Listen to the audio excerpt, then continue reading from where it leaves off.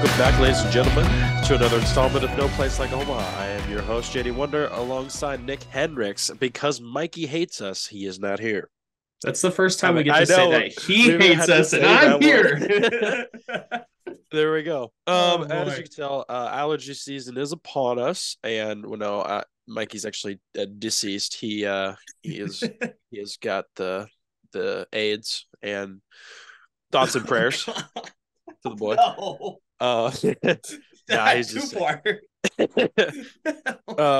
anyways, so Oh my. getting down to the business, we have kind of, preseason stuff to discuss after kind of our long absence there.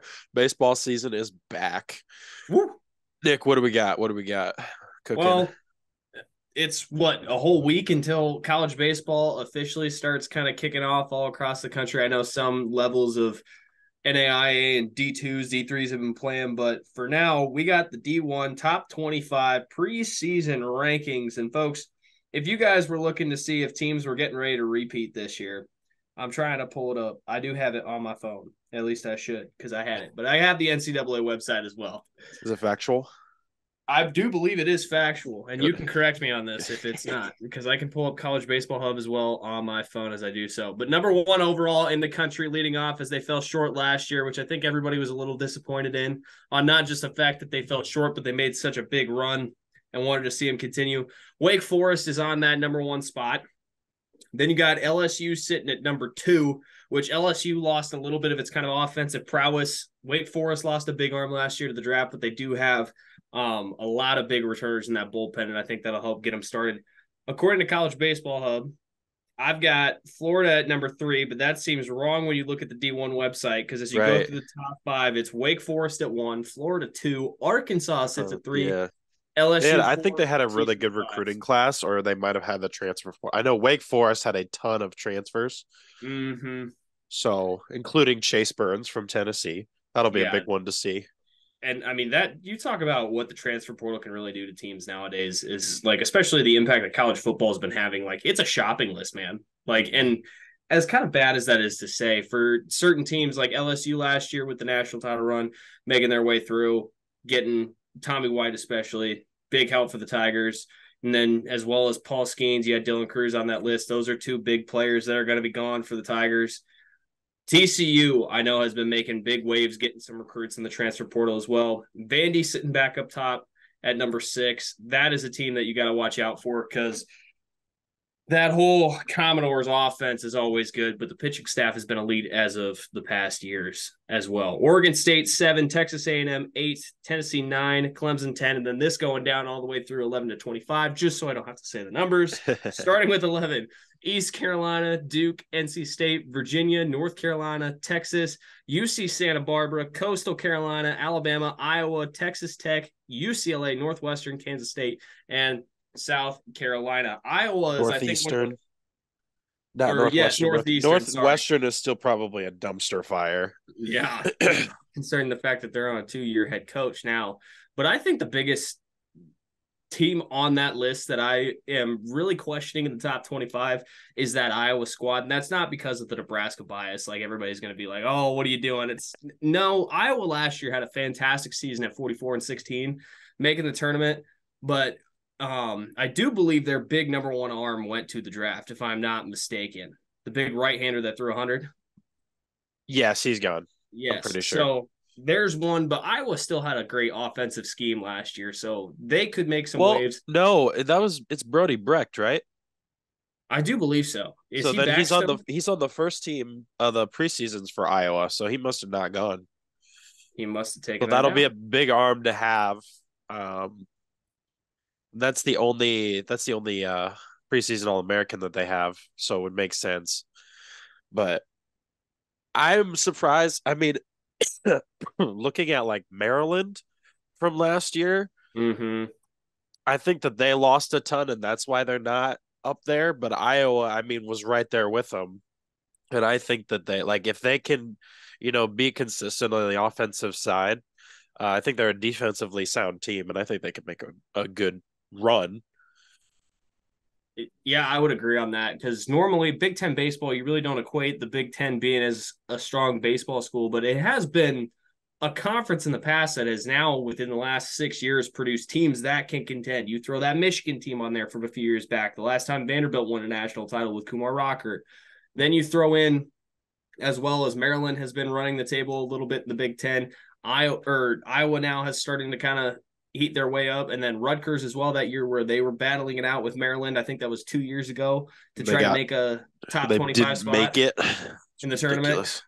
And then Nebraska, we can throw them on that list as well because they're starting to play a little bit better. I mean, they've been losing some guys to the draft, which is huge for Nebraska because, I mean, the last couple of times we've seen guys go to the draft from that school, there's been Alex Gordon is a big name. Jake Myers is a big name. He's playing in the major leagues. You got Matt Waldron. He's also playing in the major leagues. And there's plenty of other guys that are going to be making waves here as well. Anderson's going to be a huge one when he comes through the Houston organization if he starts making his waves through that. But, I mean, another team that I kind of like on this list is just a super, super scary team all throughout, and that's got to be Oregon State. Oregon State's always a top team in the country. They're going to be proving themselves. The NC State team last year was making runs towards the end of the tournament, but this was a team that I had on that on my wins last year for the Final Eight in Omaha, the Santa Barbara Gauchos. They're sitting pretty at number 17 preseason in the country. We'll see if they make my list this year. I mean, for sure. Like, and with those smaller conferences, you never really know because they have to win it. They have to win their conference to be able to get in. I would agree. That's another one. Another one that's kind of a not necessarily an underdog because they have been to Omaha before, and I don't know if they've won before. But is North Carolina. I think that especially with Honeycutt coming back this year, and they have a few other dudes that just they know how to ball out. Same with Duke, playing in that ACC. I mean, obviously, you think of Duke and it's more of a basketball school, but I do think that there are points when they come out and they're just that team that you don't want to take for granted. Like you want to play them tough. Like they're not going to roll over and be like, oh, this is another easy win.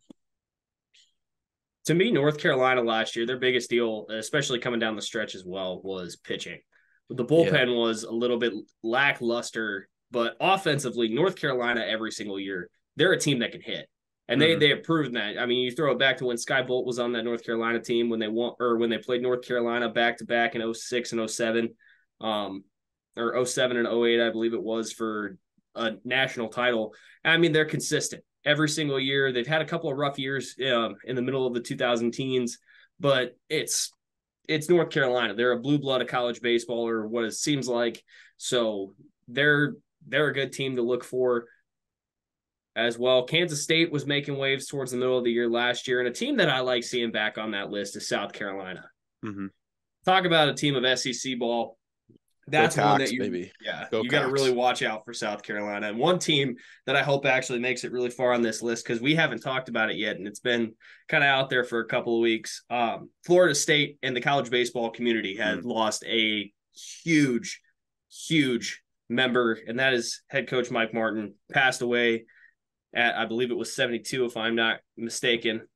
But he ended up passing away a week or two ago, and that was incredibly sad to watch. Just hit the Twitter feed, or I should say X, because it's Twitter. Yeah, it's Twitter. But he was a legend for all college baseball, so I do hope that Florida State is able to find their way back on this top 25 list.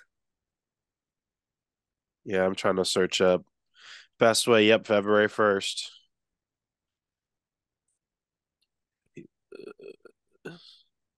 And I'm looking at the bracket for here. 40 seasons. That's crazy, man. At Florida State. Yep. Well, I mean, he played at Florida State, and then he ended up going directly into the coaching position after a few years. So props to Mike Martin for that. The winningest head coach in college baseball. He was 79 years old, and he was just about to turn 80. I was off by a couple of years. Thanks for the fact check. Yeah. Oh, boy. But no, I agree with you. I'm looking at this bracket here from last year, and everybody remembers the good old team that made it for the Cinderella story. Good old Oral frickin' Roberts coming in. Hashtag we want Oral spread Hell yeah. across the college baseball universe. But if anybody forgets the teams that made it last year, you had Florida, who was a top two national or a top Hmm. five national seed, along with LSU. They ended up playing for the national title. LSU wins it, and rightfully so. Their team was stacked through and through. You had Virginia on that list as well, Oral Roberts, TCU, Wake Forest, Stanford, and Tennessee. So I think this year, coming looking at that eight, especially with how much the transfer portal has affected, it's so interesting to see who could end up being on that list. Hmm. Yeah, I mean, excuse me. Um, yeah, especially and it was the battle of the powerhouses to end it. I mean, well, everybody really wanted Wake Forest and LSU to be the championship, and it kind of, I mean, it felt like it when they were battling on that side of the bracket. Mm-hmm. The atmosphere was electric. You had some of the best pitching in Skeens, and then what was the name of the guy on Wake Forest team? He also got drafted. It was their number one right-hander. Yeah, the long-haired guy. Yeah, tall, lanky right-hander. I I'm looking it up. know. This is also Yeah, bad look for it up. us. We also, for all of those people, we have been on our hiatus and we've been taking the vacation a little bit on the That wing of is true. I air. mean, and it was a year ago. Yeah. So, You know, but I feel like we've still had, some names stand out. Um, but yeah, I mean, like looking at that LSU lineup, it was just like they could amount like if even if their bullpen, who all of a sudden turned it on near the end and had like what 13 scoreless innings, the mm-hmm. bullpen did. Like all the entire year leading up to that had not had that ability, and then their offense still stayed just dynamite. Like there was no stopping him. Like was it Trey Morgan that played first? Trey Morgan, you throw, Camarese? I believe so. Tommy White, you Yeah, throw him on Tommy that White list. was oh man. Dylan Cruz. Yeah, it's just like you had dudes that they could put up 5 to 6 runs a game easily. Mm-hmm. And if you have that and you have a bullpen that decides to go lights out and you have a guy in Paul Skeens who is like, I can pitch an unlimited amount of innings and still throw gas, like maybe give up a run. It's crazy.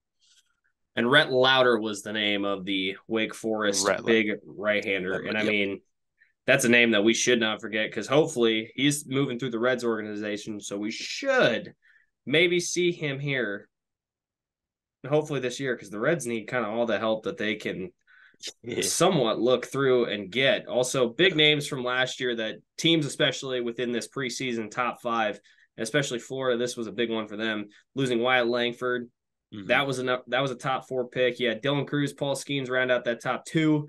Then you throw Rhett Lauder in there from Wake Forest.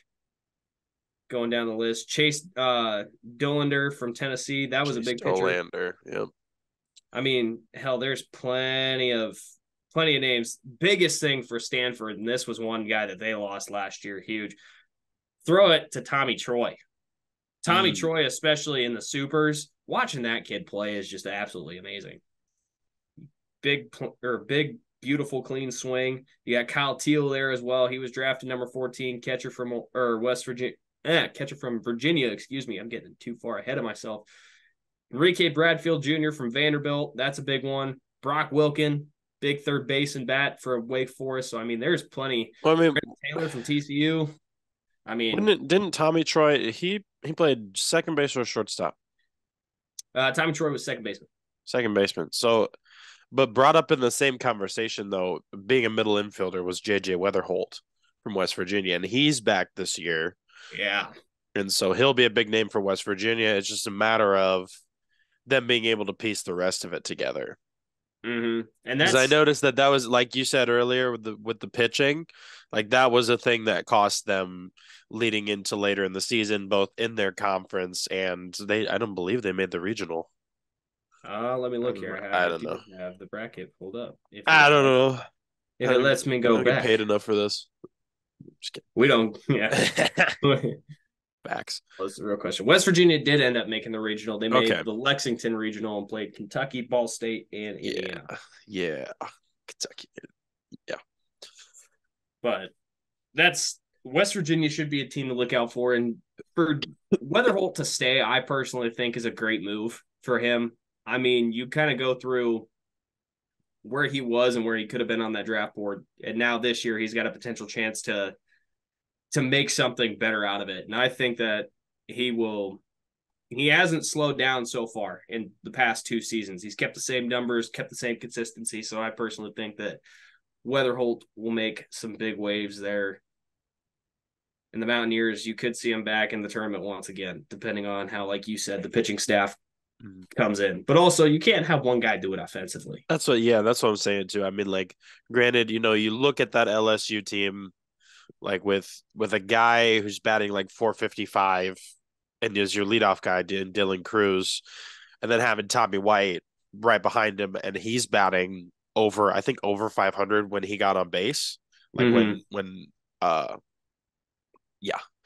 So it's just in that kind of sense, it's like, okay, you're just like, you got guys behind him scoring them. Yeah. So like you said, it's if JJ can get guys behind him to kind of move him around the bases, or, they can get 3 or 4 key guys as well as 3 or 4 key guys in their pitching staff, then they'll make a good run. And looking at the All American list, and this is off a perfect game. It's the preseason All American list is incredibly heavy on juniors offensively, from what it looks like. Yeah, Jacob Cozart from North Carolina State from the catcher position. He was an absolute stud last year, hitting 300 with a slugging percentage of 546. You got Nick Kurtz from Wake Forest. That's a big bat for them to have back at first base, hitting 355. We talked about JJ Weatherholt. He's on that list. Tommy White is on that list for LSU. The first underclassman on this list is Anthony Silva from TCU. That was a big bat for the Horned Frogs last year. You got Travis Bazana. Bazana. Am I saying that right? Travis Bazana. Bazana from Oregon State. You got Brandon Montgomery, from Texas A&M. Ethan Petrie from South Carolina. Here's your first non-conference or non-power. What is it? Non-power 4 now? Power. Well, I don't know. We really consider the Pac-12 a Power 5 conference? It takes over next year when football comes to town. Do we consider Pac-12, as Mikey would say, awful? Hence why it broke up. Dude, it's just like, all right, Oregon State, Washington State, you're gonna figure it out. See you never. Yeah, let's talk about that for a second. Dismantled. So I feel like I don't know oh my what the consensus is, like, as far as like what they're doing. If they're gonna join like the Mountain West or what have you. But that's just weird to me, where every team was like, we're gonna find another conference. We're gonna have Oregon State and Washington State just duke it out every year to decide who is the champ of the Pac-2. Yeah. So, but who do we have? Big Ten's getting USC, UCLA, Oregon, and Washington. Mm-hmm. And then Stanford said they're going to the ACC. What do you want? Get out of here. I believe so. I know the Big 12 is getting Colorado back. Arizona. The Big 12 is getting Colorado back? Yes, the Big 12 is getting Colorado back. Arizona's doing what? Are they going to the Big 12 as well? I believe Arizona and ASU are going to the Big 12. I thought the Big 12 already picked up a bunch of people. They picked up like Houston, BYU, UCF. That was this year. Oh my God. Yeah. And honestly, and that's the funny case. I know we're a baseball podcast, but if you look at, especially in college basketball this year, the new Big 12 teams, Houston continuing their March Madness run as always they have for the last almost decade. But BYU, Cincinnati doing what they can football wise. Big 12 was ranked throughout, even with new guys. I mean, hell, that move just shows you how teams can still affect, and that also shows you how deadly some of these teams, especially come baseball season, oh, the Big Ten's about to get rocked. You got Oregon coming in. They're normally a strong team when it comes to baseball. USC, Yep. UCLA, perennial blue bloods when it comes to baseball. So, Washington, I'm indifferent on. I don't think that they'll have a big impact on it. uh, But yeah, definitely those West Coast teams have a little bit of different play. I'm concerned the same way we've talked about it earlier with the traveling because baseball is the mhm. longest season there is. They play the most games. Like I just I don't realistically see you flying for a weekend series and then so like I would think you just got to get rid of those midweek games. Like, Yeah. there's no way. Like you can't come back and be like, "Oh, by the way, we're facing Appalachian State this Wednesday. Get ready to play." Like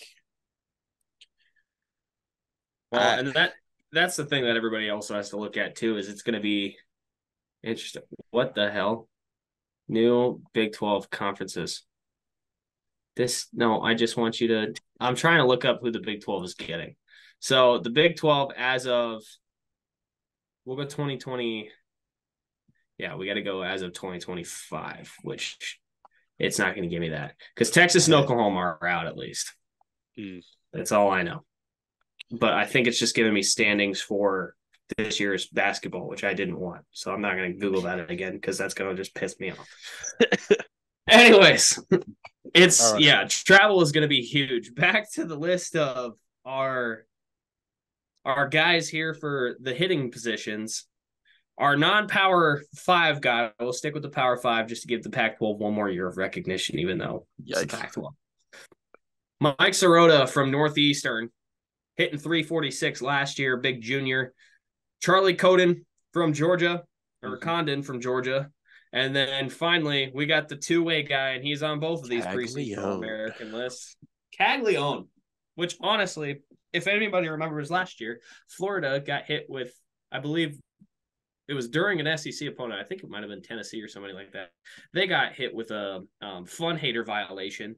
Oh, And so I think it love was it. Caglione that powered out a ball and just destroyed this ball, and then comes around home plate, just Yeah, it doesn't high so five. no Dude, that celebration, was it just the goes. biggest balls moment I've ever seen on a college. Well, I've seen bigger ones, but like this dude, I love him just because of that. Oh yeah, Like to have you be like, "Oh, yeah, you guys are too excited about a guy smashing a ball 450 feet." First of yeah. all, they've never done it in their lives. Second of all, it's like, dude, these kids are 18 to 23 maybe at the max. Like they're Mm-hmm. children. They come on. And so yeah, for Well, him to come around the base, he's like, and to just like start it all head off, down, you're speed walking back to the dugout was hilarious. to But start it all off too. Your pitcher comes out and throws an absolute gem of an inning, shuts down the rally, and gets back into it. So now mhm. Florida's got a lot of momentum coming into the game, and it's like as an umpire, it's like, dude, he wasn't doing anything. Every pitcher talks back, Oh and yeah, nowadays the MLB does it worse.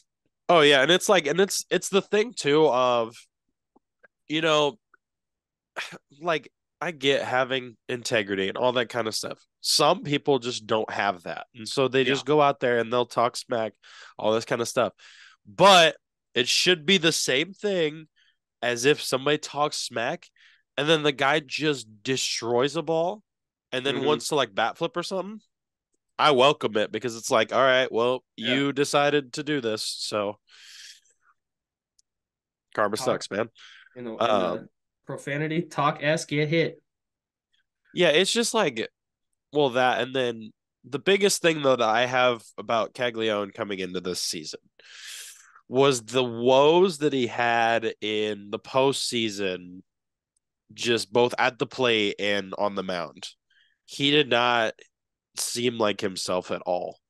You get in Mm-hmm. there, dude doesn't get a hit in the championship series until, Florida's dismantling LSU in the second game and he laces a ball out.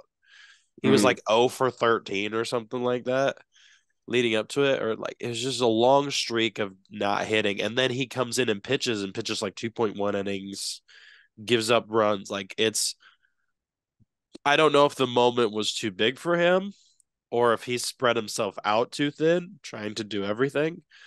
But I'd say that's something to kind of keep your eye on this year is can he perform in the bigger moments? Or is he someone Mm-hmm. that if he does, well, obviously he's going to get drafted. Like that's not a question. It's just a matter of like which round. Yeah. It's just more so if he does get drafted, like how soon do they convert him to a PO or to a position player? Because I don't Mm-hmm. think longevity wise, if he can't perform on the big stage, then they're not going to keep him at both. But if he comes I'd out agree. this year, Florida makes a run, he then all of a sudden performs in it, then he can draft as a two-way and then let the experiment play out, you know? And we talked about it a lot last year too, because in the middle of the season, Caglione, his control on all of his pitches dropped. His off Mm-hmm. speed was not there. And granted, like we're just sitting here trying to analyze the game, and that's all we're doing. We're not talking crap on anybody because obviously he's playing We're not D1 playing. and we're sitting on We're our not butts here. playing. Yeah. But it's like if you looked at it, and I think this is kind of the biggest thing for a two-way guy that you really got to focus on. If you guys aren't used to seeing two-way players as the fans out there, you do have two different sides of your brain working at the same time. And especially if one side of your game starts to fall and you try to really hammer home on it, the other side, if you don't keep it up, that's going to fall. Mm-hmm. And Caglione was trying to make sure that he was getting his ERA back up on the mound and he was trying to pinpoint his location. In certain games, yeah, he would not have good days on the mound, but he would still come back up and swing it. But otherwise, if one was failing, the other was as well. Mm-hmm. So if I agree with you on that. If he's not able to find a way to separate, then coming into the majors, you got to find kind of a way to either, if you can't fine tune both, you got to pick one and sell out on that. Which honestly, at this moment, with the way that last year went on, I would more so focus on the hitting aspect of Mm-hmm. Caglione because he could be deadly with a bat. Oh yeah. Granted, he could be deadly on the mound as well with his as big as his junk is on curveballs, sliders, everything. His off speed and breaking ball is fantastic. He just needs to find a way to control that fastball a little bit more, Well, in my opinion. we could also see like it's also you realize like talking again to like the fans who haven't really like known the difference also between like a starter and a reliever. Mm-hmm. Like this guy was a starting pitcher and a DH or like 3 or 4 spot, and Yeah. so to kind of do that and be like, okay, I'm out, I'm throwing for 5 6 innings. And then trying to come back in like hit constantly, it's a little bit tougher than, oh, I'm gonna go play my position, and then in like that eighth or ninth, I'm gonna come in and Mm-hmm. face 3 or 4 dudes. That's way different, and I think that that might also be something to explore, where you could stick him in like the outfield or third, or even like DH him, like outfield, first base, or DH, and then in those last few innings, kind of like Schwellenbach when the Huskers had him, Mm-hmm. uh, just be like, hey, ninth inning, you like Yep. go ahead and shut him He's your down, dog. you know. I agree with that. I 100% agree. Would you like to break through the pitchers on the first team ballot for preseason All American? Absolutely, I would. Go for So we it. got Matt Ager from UC Santa Barbara, Brody Brecht, we talked about earlier from Iowa, Josh Hartle from Wake Forest, so another big name for Wake Forest, and their bullpen is looking good. And if you don't recall from last year, they had the huge talk about their pitching lab and all this kind of stuff. That's one of the reasons why Chase Burns transferred there, and they get a lot of pitcher draw is Mm-hmm. because their kind of stuff there is out of this world. Hagen Smith from Arkansas and Trey Yes Savage. Yes, dude, that's awesome. You I love that. savage. Yes Savage. That's gonna be Trey my Yes favorite player this Savage. year. East You savage. Carolina starting pitcher. And then you have your relief pitchers in Tyson Neighbors from Kansas State and Fran Oschel from Duke. Yes, sir.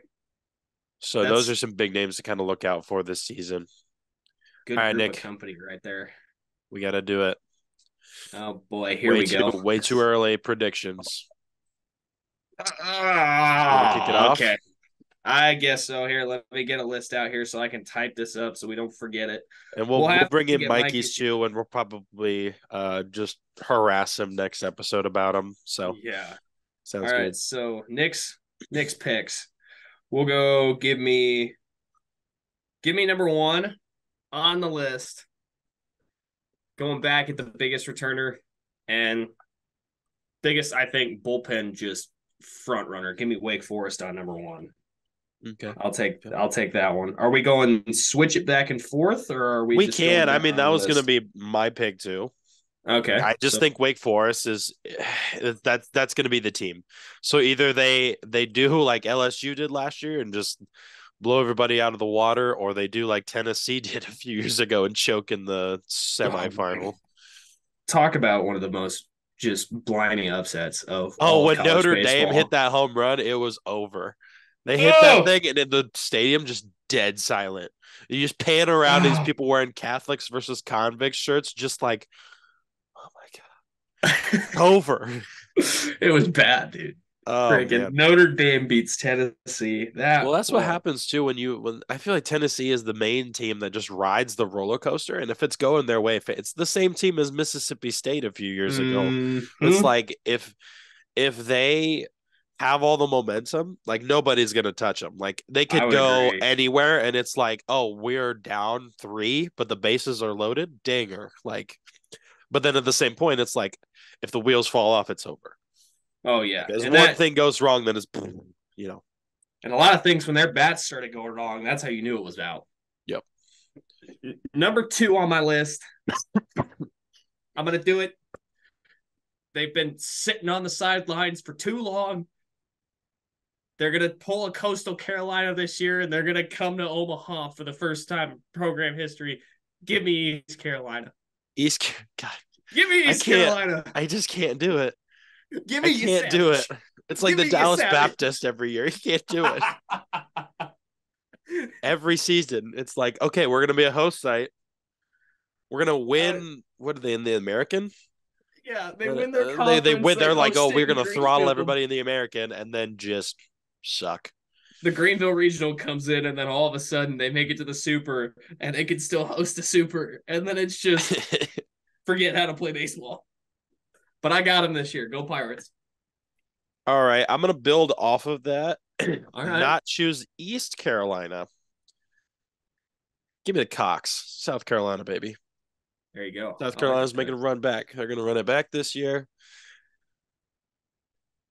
South Carolina on that list for Josh at number two on his pick. To Angie. For number three on my list, I feel like going out of the top 25 is all too cliche out of this year, but Mm. not a lot of teams surprised me after being back in the regional. And I mean, granted, we call them too early, but Right, and you're gonna have some team that's like Oral Roberts or something that's gonna make oh a yeah, run, and you're gonna be like, "Oh, I didn't see that at all." give me coming to Omaha. Give me on a back to back year. Give me TCU. Give me the Frogs. Okay, okay, good choice. I see. I see Florida making a run back. I Florida. see I him. like it. I I think if Caglione stays on and is a good, leader in the clubhouse, I think that they're not going to fall too far from where they landed last year. So I feel like that's a good option this year. I like that pick. Going down my list here. Oh, I've got a couple of potential ones that could throw a wrench in this, but at the same time, I don't think I'm gonna wait on that one. Mm. Um, you know what?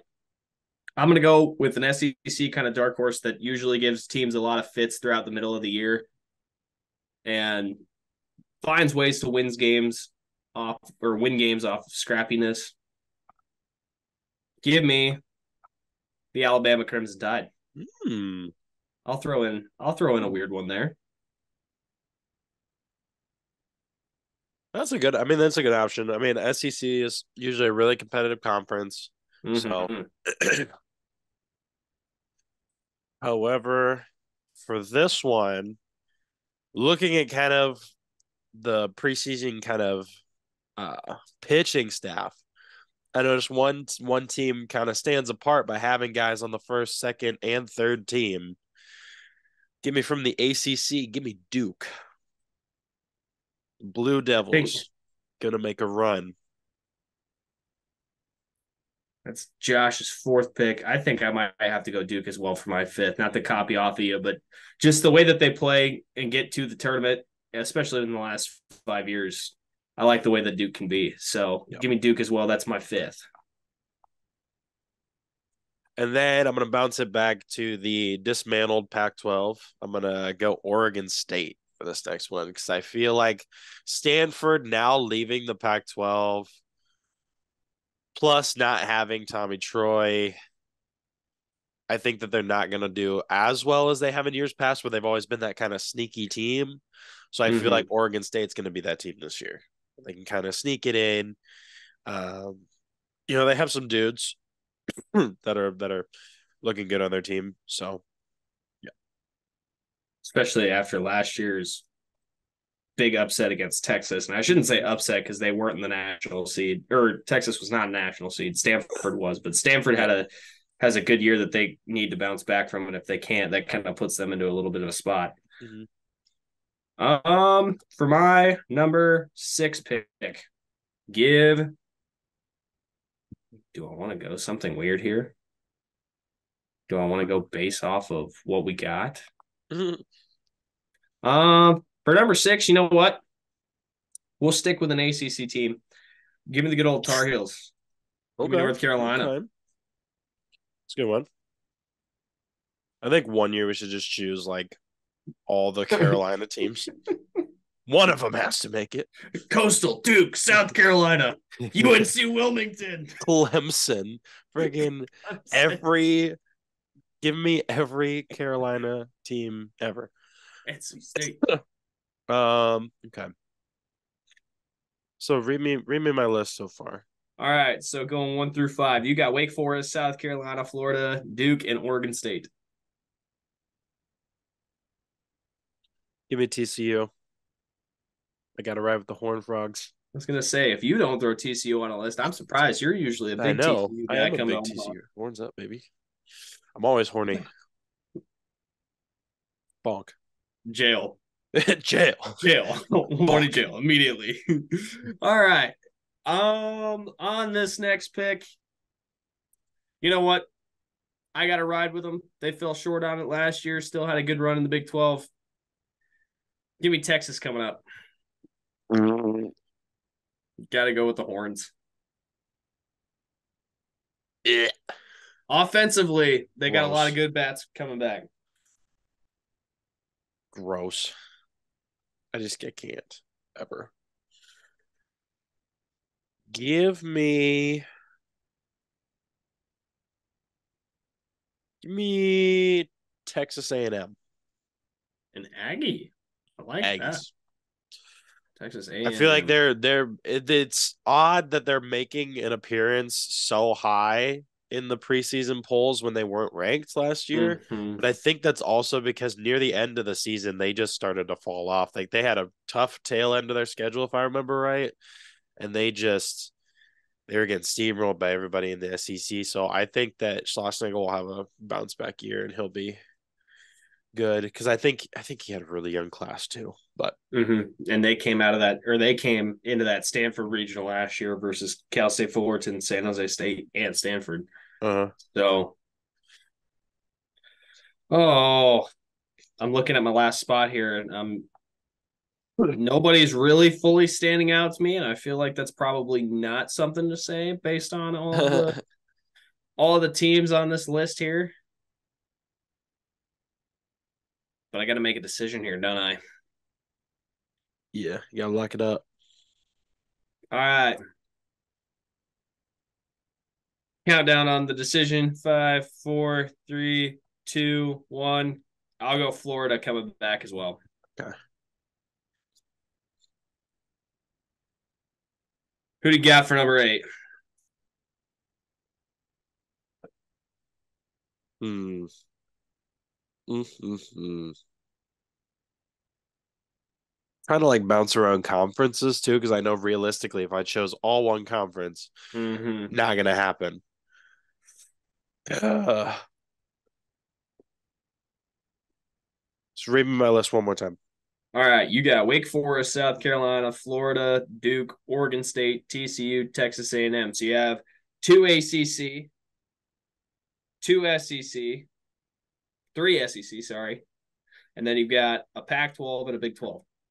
To be fair, in the past few years, it's been like 4 SEC teams. I was gonna say if you go with a couple of SEC teams, because last year you had You had LSU, Florida, Tennessee, LSU, and Florida. Tennessee, and somebody else.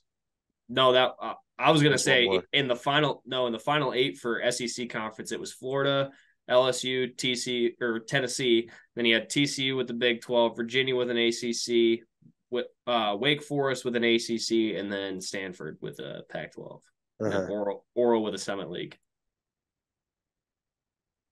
Give me Virginia.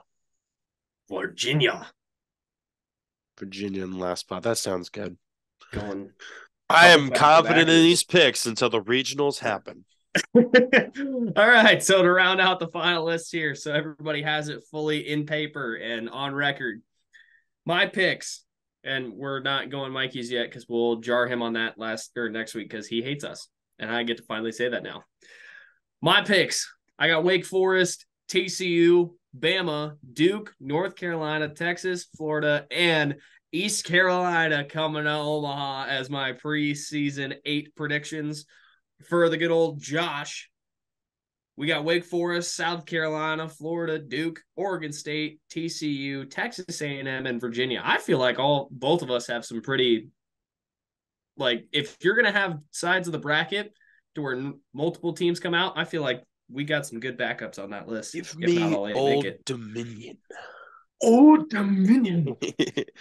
And we're gonna call it Nah, by the right name. It's not the Lions, it's the the Monarchs. Because he's hop not on her and be here. like, Lions. Yeah, he'll hop on. Oh Some man. Beetlejuice He's force is like, telling him. I'm gonna set the record straight. It's the Lions. Well, Um, I think we should pick a team this year that was our Iona Gales and then our Northwestern oh gosh, Wildcats. the We got to find a the team. absolute cheeks team of the year. Yeah, the Cheeks team of the year, maybe. We'll have to go through that list once games start. ACTOY, absolute cheeks team of the year. Absolute Cheeks team of the Who's year, not baby. gonna win a game? And see, Oh, but the thing is with the Iona Gales, when they were happening, like that's not a Power Five team. Northwestern is a Power Five team, and they won uh-huh. like 2 games. It was abysmal. Big time heartbreak there, buddies. But I think we gotta stick with the Big Ten or the Power Five teams. So we gotta find one that is just buns. Because I feel Five. like there's a lot of teams out there that are in like no name conferences that are just they should not be D1. Yeah. Just shouldn't. They are just up because of population. So So are we gonna try to find a top five, Power Five conference school that is no bueno? we will save that for next episode. I agree on that, so we can kind of look through and see what some schedules are. All right. Oh, So again, you can find us on Twitter and TikTok because it's still Twitter. At Homaha Pod. You can find us on YouTube. No place like Homaha. If you haven't yet, check out some of our interviews we did this past season. We had a lot of good guests on. Um, and I mean, I feel like there's a lot of really good information out there, whether you're a young player, a coach, an avid fan of baseball. I believe that there's a lot of really good knowledge to be had out there and a lot of good conversations that we had. Um, but again, please like and subscribe to our videos. Shout out our sponsor, Cranio Media, and check out Shank It Golf and Dubby Energy Powder. Use code Cranio Media, all one word, for 10 to 15% off. you guys can't tell we haven't done this in a while, so we're It's like the flow feels wrong. I was like I was like, Dubby Energy Powder. So I was like, okay, I gotta do it. All right. We're slowly getting there. But anyways, Nick, you got anything else? Nah, I'm good, man. We're ready to go for this season. It'll be an exciting one. I can tell you that much. All right, perfect. Happy 2024, everybody. We'll see you soon.